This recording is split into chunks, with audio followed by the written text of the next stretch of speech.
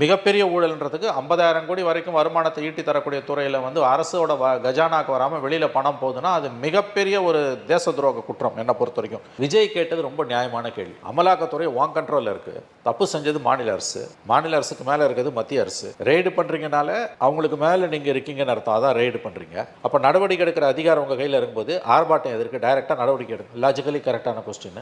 இன்னைக்கு விஜயை பார்த்து சீமானுக்கு பயம், திருமாவுக்கு பயம், அண்ணாமலைக்கு பயம், திமுகவுக்கு பயம், இத்தனை பேருக்கும் பயம் எதனால் வருதுன்னா எல்லா கட்சி ஓட்டையும் அவர் உடைக்கிறார்.